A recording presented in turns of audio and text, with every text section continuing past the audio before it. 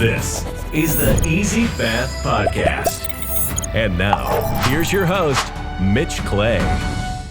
All right, hey everyone, and welcome to the Easy Bath Podcast. Today we have a couple of really cool jobs to dive into. There's a really neat shower model that has a closet on the inside of it. There's a tub to shower, shower to closet that we're going to cover, and then a tub to shower conversion. So real awesome projects. We're going to dive right into it. I'm joined today with Cliff on my left. We got Ben and Zach. These are the best designers in Houston that work for Easy Bath. And yeah, so we're going to just jump right into it. But before we get into the jobs, I do want to talk about one thing that I've been seeing a lot online. And with the introduction of ChatGPT 5 just released, and also the latest version of Grok is like passing medical test and lawyer test. So it's getting AI is kind of getting pretty crazy. Grok has now the Imagine AI, which is you put in a picture and it animates it to video. It's pretty cool stuff. So I want to talk about how that's going to all affect the bathroom remodeling industry, what we can expect to see with AI. And I personally think it's a double-edged sword. I think it's good. I think it's bad. Reasons I think it's good is it does help with as long as you plug in correct information to formulate good articles, interesting articles that are informative to people and can help companies like me with multitasking and stuff like that. Where I think it's bad is I think a lot of wrong information or misinformation can be provided to the public. A lot of fake bathrooms can be created to appear as real portfolios when they're just made up. So I think that's bad for the public. But yeah, that's kind of my take on it. How about you, Cliff? Do you have any? I'm just sitting back and watching how it all develops. I'm like you. I think there's some good things that are going to come out of it. There's some bad things that are going to come out of it. And so just basically in the observation mood and listening to people like you to fill in the blanks for me on stuff that maybe I'm not aware of. How about you, Ben? I mean, the funniest thing about with Ben and AI is one time we're in a meeting. And I'm talking to ChatGPT, the voice, and Ben walks in and he's like, "Who are you talking to?" The guy sounds like he's really nice. And I'm like, "Oh, that's AI."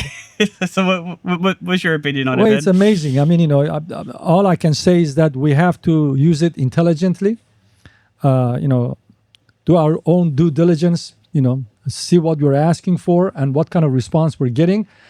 At the end, use our own judgment. Yes. Yeah, I agree. And Zach, you're the youngest of the group, so you are probably the most informed about this. I would imagine. Oh yes. So ChatGPT agent. Yeah. You can input information like, for example, ChatGPT agent, apply to 200 jobs for me. Here's my resume. Fill them out, do it, and it'll take over your screen and start doing it for you. Get out of here. Also, you can be like ChatGPT agent. I want you to sell this. For example, what could we sell?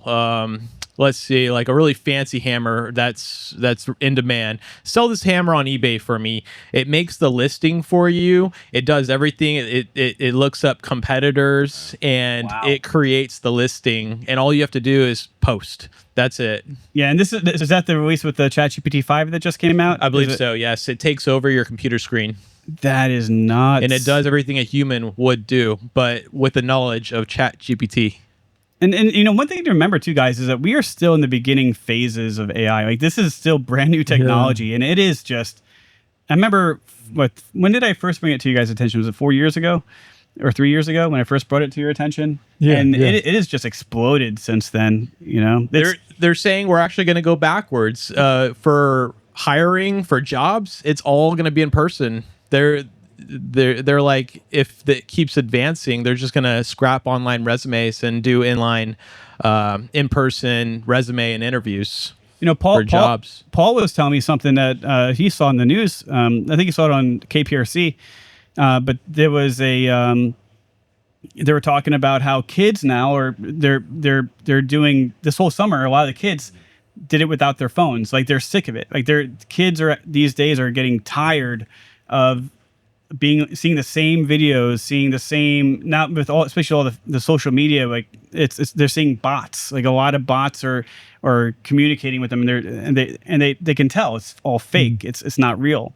So I think that's like a fatigue that's going to happen. Like people are going to get this just fatigued of all this fake connection, and that's where I see a lot of it happening in my industry, in our industry with the bathroom modeling. When I look at the marketing side of things, and like I'll see like the word elevate, and I'm like, oh man, like AI wrote that. You know what I mean? Like there's like certain like keywords I'm picking up on. I'm like, that's written by AI, because AI is like very much known to like say a lot about something, but not get to the meat and potatoes about it. Like it's just a lot of weaving, not a lot of grit.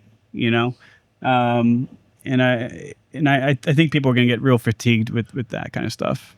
But all right, but cool. All right, that's very interesting. I think real cool stuff. We'll continue to use AI, and I do like it. I mean, I use it all the time.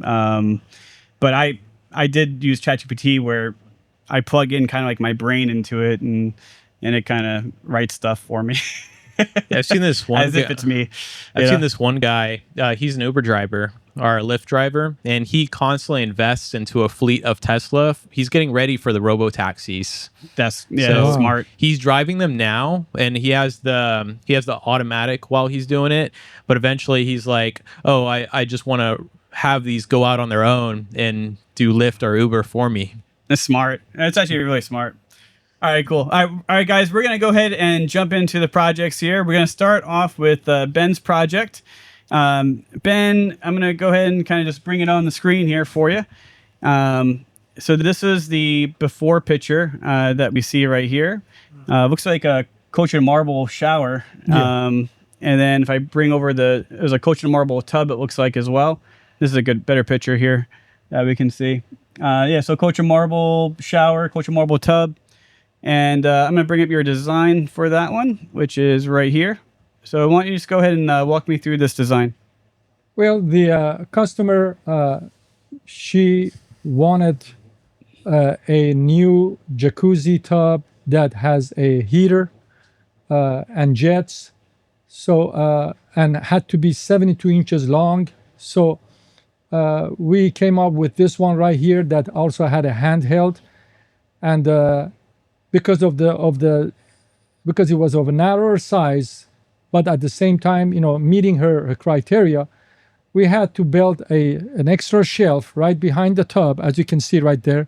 But we had to raise it up a little bit so she could put shampoos, shampoo bottles, stuff like that. So we had to do the tops around the new jacuzzi tub skirt, window seal. For the shower, she wanted to have a storage shelving inside the wet area, so it had to be completely waterproof. And she wanted to have a wall where she had the glass in the older shower she had. If you see right there, she had a glass. So we had to remove that glass, build a new wall, and then we had to build the new shelvings inside, all waterproof. I see. Yeah, all the vertical section was the same material as the shower wall, and then the flat surface of the shelves was material, matching the shower pan by Onyx. Now here, because of that shelving, we had a very serious challenge with the shower pan. The shower pan had to be customized, had the narrow part in the middle, so it was hard to customize it. It was hard to carry it and hard to install. But anyway, we did all of that. It was a mid-profile, no door. She didn't want no door. And give her also a Delta shower trim. Okay. Yeah, but it's really, really cool design. Let's kind of go into the construction here of it all. Yes. So, so we had to tear out like you were talking about, we had to tear out the whole shower, Yes. kind of rebuild it. And the top area too, yes. Yep. And you guys can see, like, this is pretty clean tear out. Not a whole lot of mold or anything. Even the insulation is very clean. You can see the self-leveling process that we did right there. So we do that anytime we set an Onyx pan on the first floor. And then here we can see the drop ear. And there's a reason why we do this, guys, is you guys want to take a stab at why we show this picture, or why we take this picture each time, Ben?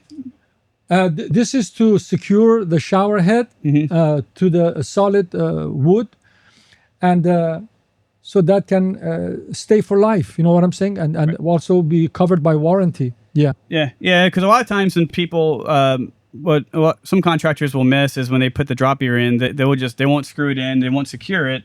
And then whenever they put the shower head on, it's like going back and forth into the wall. Eventually it's going to break. Yeah. Yep. Which can be prone to leaks. This is how that shelf system turned out, Ben. Yeah. Came out beautiful, I think. Beautiful. Yes. So this was Santorini white marble, right? Was the wall color chosen? Yeah. Smooth Santorini white. Yes.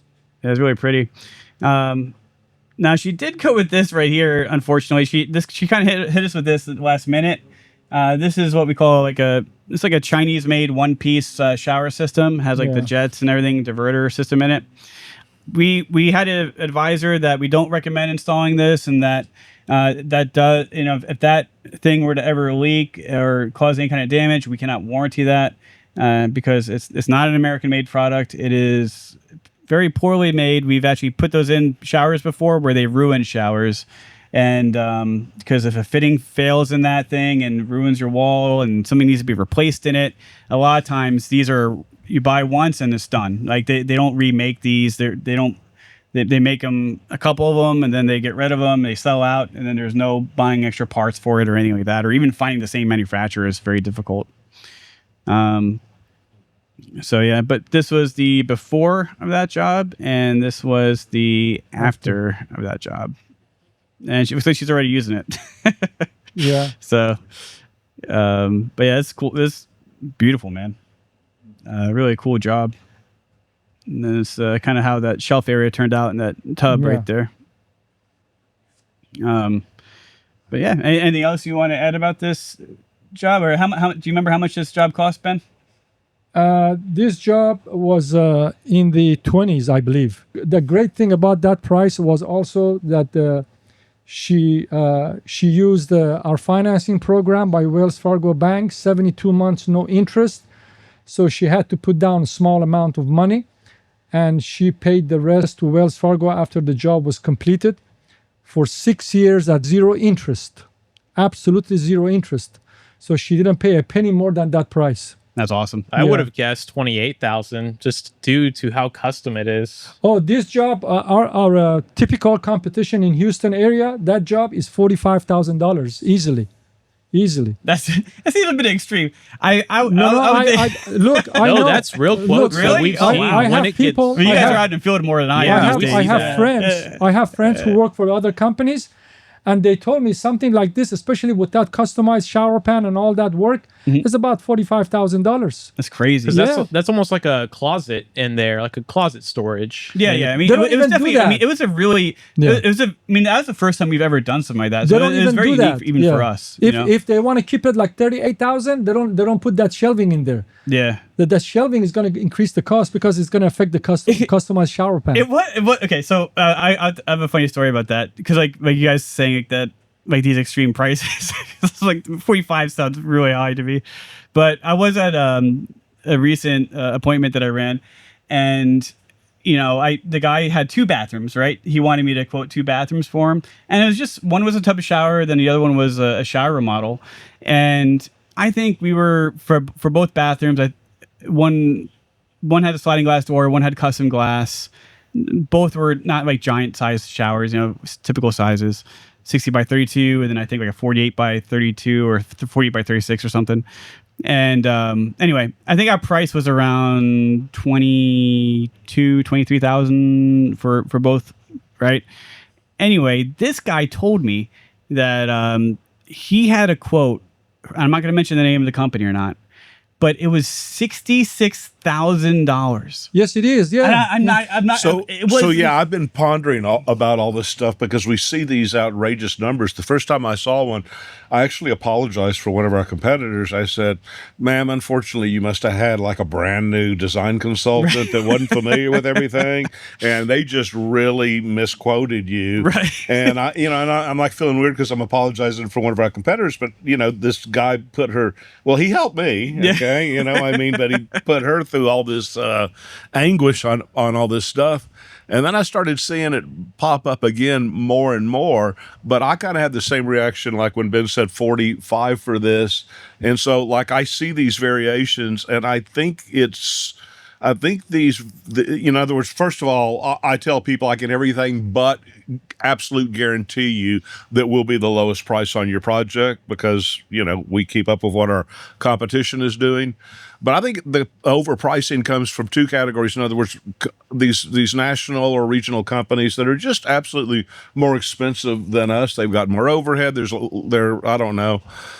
They need to make whatever their reason is. And that seems pretty consistent where you see something for 12, that we quote for 12 and the competition comes in at between 16 and 18. Yeah. I think when you see these prices that you're sitting there going, no way, like the one you just said and the one Ben just said, my suspicion, although I don't know for sure, is that at some point in time, these companies realize that these projects are over their head. They can't do them. They don't want to do them. A lot of these companies, what I guess people out there don't understand, they got, if you were to go and interview their staff, they may have 8 people on staff that are out running appointments. Mm-hmm. And if you ask them, how long you been here? How long you been here? How long you been here? There's not one of those 8 people that have even been at that company for a year. So they have these standard procedures. They don't have flexibility to meet their customers' needs. Their people don't stay very long, meaning they're not experts. And then I think they get into some of these projects where it's not their scope of work. They just don't want to do it. And they save face by giving some high price quote. In other words, that I won't have to hear from them again. Mm-hmm. And that was a better process as far as the image of my company goes, to do that rather than to say, well, that's not something we know how to do or can do or whatever the deal is. I think those are the two categories of these overpriced jobs. That makes because some, you know what I mean. Some of them, you just like the same reaction you just had. You're like, there is no way that they would be twice us if they really wanted the business. Let me give you a quick example. One more example. Mm-hmm. I went to this home 3 weeks ago. And when I went there at 2 o'clock, the gentleman from our competition was there 10 o'clock in the morning, and he was 2 and he was still there. So when I knocked on the door, the man said, we're still talking to this man. And he just said, come on in and look at the bathroom. So the representative of that company was there, and the lady, the owner of the home, lady gave her a check, a deposit. So he took the deposit, she signed the agreement, and he left. So then they told me, now you give us your price. So, in 30 minutes, I calculated everything for them, very quick, configuration of the process. And my price was $19,000 for a tub, shower, remodel, freestanding tub, and all that stuff, good stuff. When they saw my price, they said, what? We just paid this man a deposit for the total price of $38,000. And this man has given us 25% discount. So immediately they called that company that they gave the deposit, they canceled the check. And they went with us. Yeah. And their job is in process right now. So this is a reality we're facing every day. No, we're not trying to brag about it or make it double. This is a reality. We are efficient. Okay? Just because we're charging less money doesn't mean we're cheap. It's the same product, same scope of project, even better warranties. But because of our efficiency, they are not efficient. Yeah, no, it makes sense. They cannot afford to sell at our prices. That's all it is. Like I said, I'm not really out in the field a whole lot. So you guys are out there more than I am. So you guys are seeing what the prices are, not me. But man, I think one thing to let everyone know who's watching this too. One, we're in the Houston market. So everything we're talking about, pricing is always going to be different depending on which market you're in. And two, when we talk about these companies, these are like the national, regional companies, franchises. We're not talking about general contractors or guys working out of their garage or, or handymen or something like that. Those guys will beat us out in price all day long. But those are also where a lot of the horror stories come in from, where people get burned a lot. So people who want quality work done at a fair price, that's our customer. We beat our competition apple to apple. Same company size, same products, same workmanship, same warranties. We have no competition in Houston and surrounding areas. Okay, any of these companies, franchise companies, national chains, would beat them by more than 10% upfront, without even looking at your project. So, and we give you a lot better service, a lot more value. Yeah, you save thousands of dollars. Okay, it's obvious. So if you really want to find out for yourself, well, give us a chance and you'll see it. Yeah, cool. That's great, dude. That's that's cool. That's cool that you guys are seeing that. We beat the competition. No good questions for us, asked. Hey, that's good for that no question. Otherwise, I wouldn't be here. Right. Because we beat the competition. I know why they're expensive, and they charge, for example, $45,000 is because they sell payments. So they won't even show you the out the door price right away. They'll try to figure out what your payment is, and that's where they'll get you, and that's where most of their business is done.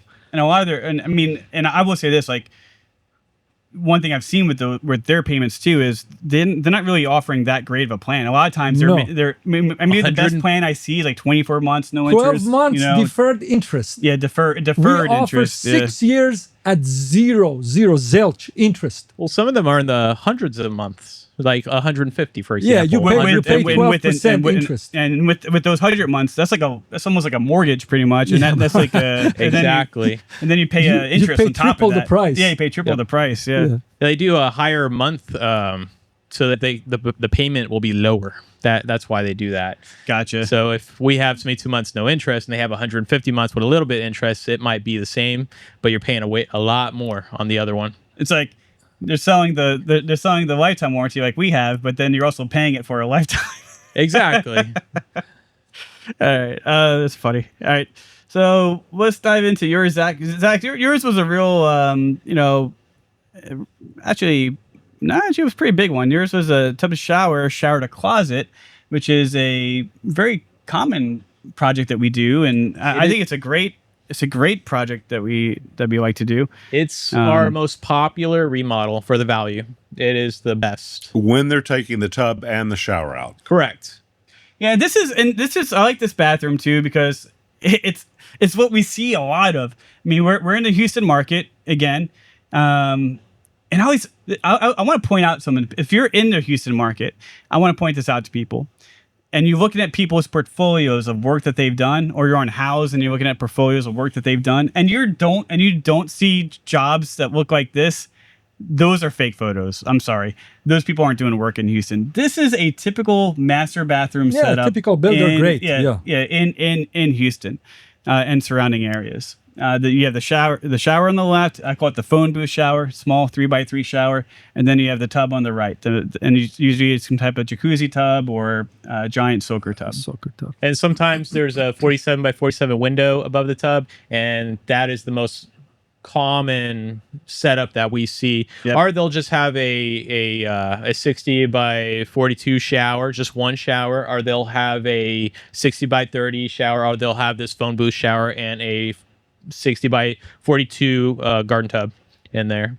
And that's it. There's nothing else in Houston. Picture in here, Zach, because I wanted to show people that how we cover things up. Because we talk, construction, it gets dirty, it's a lot of dust and debris.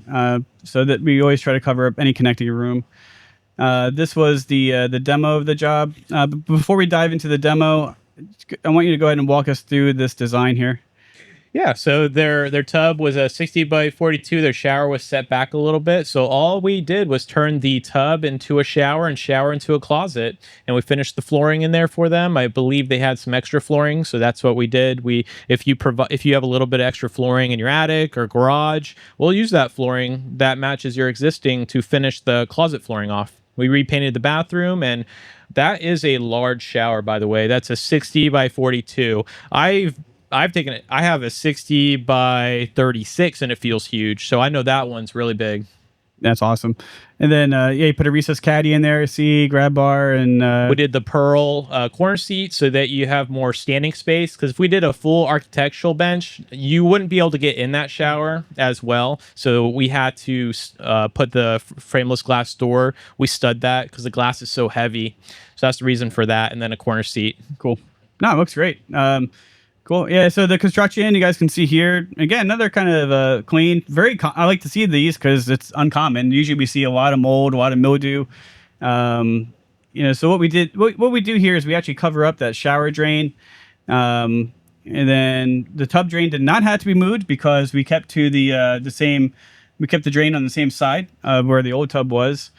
But it had to be converted, right? It did. Well, yeah, we always, 1.5 to 2 inch. we always convert the drain to a 2-inch drain. Yes, I just want to make sure we got that in there. The 1/2 inch drain to 2-inch drain. And this was the before picture of this one. And then this was the after. Look how big of a difference the can lights make. That is Recessed can light. something we always recommend. If you get an updated shower, put a can light in there. It'll be 10 times more beautiful. Yeah, especially for the solid surface. So like the can light on a solid surface system looks amazing. Can lights on tile systems, I don't really recommend, especially if you don't have a professional doing the tile work, because a lot of times people don't level the tile before they put it on.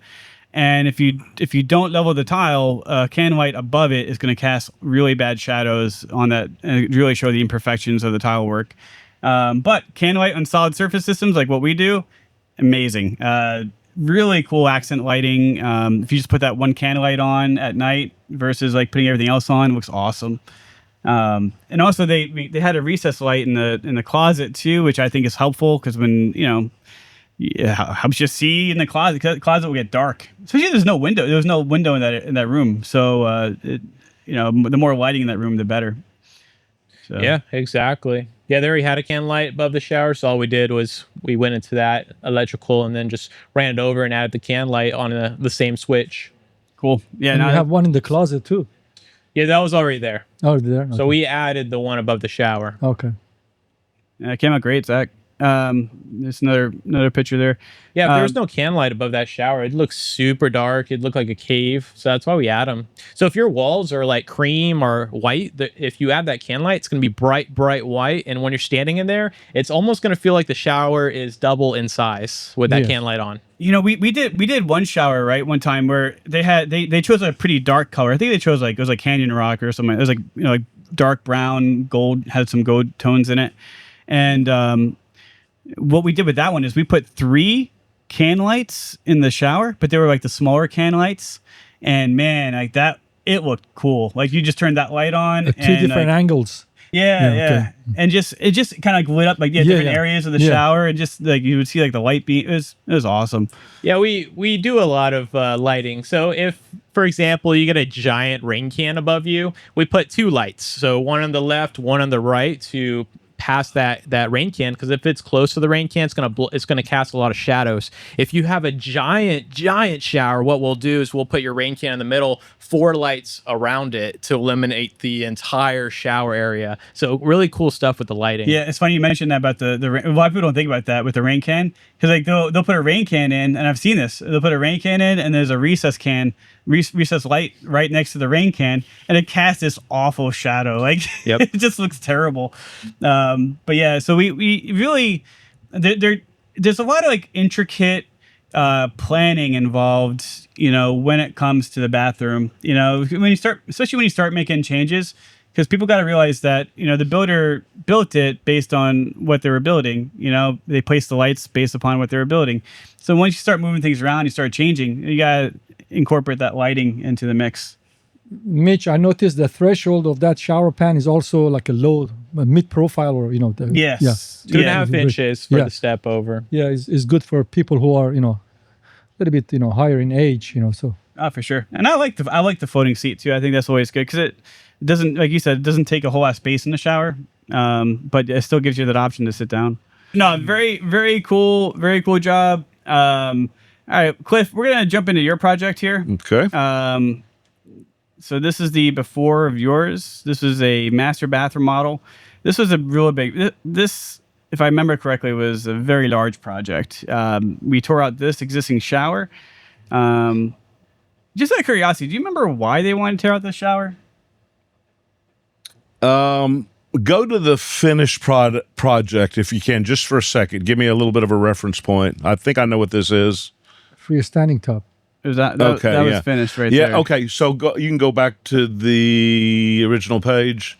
So a couple of problems with this. Number one, it was just configured weird. What someone did was try to make a his and her shower out of this. And one of the problems was, as you can see, like where the shower heads are up there, Mitch. You got to see the two of them up there? Yeah, I see them right here. Yeah. So, and then you look at the distance between the plumbing wall and where the door is, and you know you can see the hinges right there for the door over here. Yeah. Okay. That shower leaked a lot because that's a very poor design.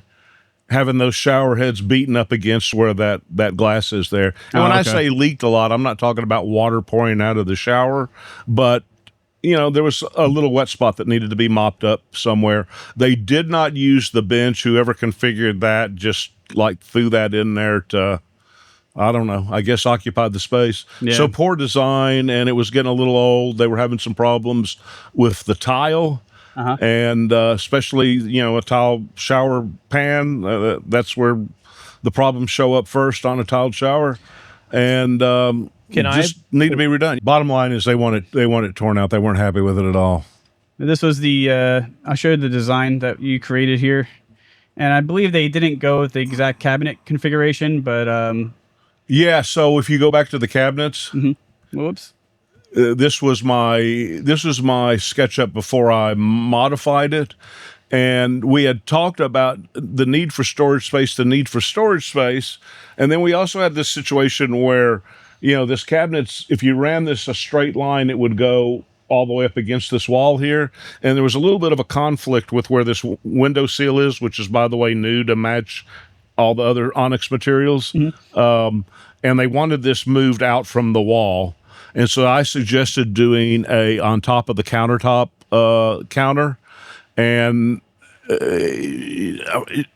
centering it was not going to be the right way to do it because of the original configuration of the plumbing. So they liked this idea initially, and then the wife nixed the cabinet on top of there, which I think made it look better when we see the end result. Yeah, I show that. And they changed their wall color too, correct? Yep, this was all pure, absolute, complete, total bathroom remodel. Everything is new in this bathroom. And we didn't charge them anything for a change order, did we? No, absolutely not. You know, I mean, I gave them the criteria. If they wanted to change it, they had to do it within this amount of time because, you know, we're not going to do it, you know, if we're, say 9 weeks out, we can't do it in week 8, you know, but so they handled all that perfectly fine. That's a really pretty cabinet too, by the way. That color is awesome. That is nice. It was just gorgeous all the way around. The shiplap molding the shiplap on the wall there. You know, this is before they put their mirror up, so you kind of got to imagine. Is that Onyx? A mirror? No, that's actual wood. Oh, okay. That's actually shiplap wood. Okay. And on the wall. Boy, it just, I mean, it makes the vanity area just really look special when you do that shiplap on there. And yeah, it's a cool accent piece. Yeah, they love that just from, you know, versus a painted wall. I'd really like to see what they chose for the mirrors. I'm gonna have to go by their house maybe and check it out sometime when I'm in that area. Are those Bishop cabinets? Yes. Those are Bishop cabinets, and all those cabinets are true. There's no particle board on these cabinets. They're all true wood box cabinets. American made. And it's all American made, and it's all dovetail joint constructed. So, you know, these bathrooms you walk into and the doors falling off of the drawer or whatever. Soft close hinges. That's not dovetail joints. And then the last thing I was going to say is everything in there is soft touch, close doors and drawers. That looks like a stain. It is a stain. Yeah, it's a stain. Yeah. It is a stain. It's a really pretty gray, but when you get a certain angle from it, it actually throws off some blues. which worked real well with some of the other selections they made. And then the other thing was they really wanted the freestanding tub, even though they're not bathers. They just understand those things look so great. So basically, you look at our shower versus their shower. Our shower is a lot simpler. It's more I can't talk. It's a lot simpler, but it's more elegant, and more importantly, it is much more functional. And it gave them the space to be able to comfortably have enough room to put the freestanding tub in. So it's not a little bitty shower. That's not a 36 by 36 inch shower base. I believe that was more like 42 by 42. And it's a dual threshold too, and it has, custom glass. So it's pretty tall custom glass as well. So that's a lot of square footage of glass there.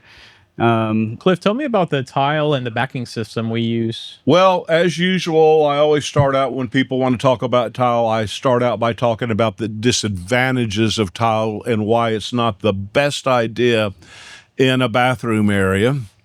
And I went through all that, and I must have done a good job, because they're like, oh, well, we're kind of disappointed. I mean, we really had our heart set on tile. And I went, whoa, wait a minute. I'm not saying we can't do tile. I just feel like it's my responsibility to educate you on what you're getting into. And so then we started talking about how we do tile. And I said the only way to do tile properly is using Schluter's Curdy system. And I went into great detail about how that membrane system works, and the fact that, all of our guys are trained on how to do the installation of this material. The fact that this stuff's so good that if you ever covered it up with tub, if you just left it with just the membrane on, it'd be the ugliest bathroom in the United States, but you could use it for the rest of your life without water ever getting behind the walls. And then, went into the whole procedure about how we did it, and explained to them that, we're the type of company, we don't do anything unless we do it the right way. So yes, you could save some money by going with the old school concrete backer board, and then doing a water sealant like Red Guard or Aqua Defense or whatever, and it would probably work. But it's not going to. It would probably work, meaning it's likely to fail.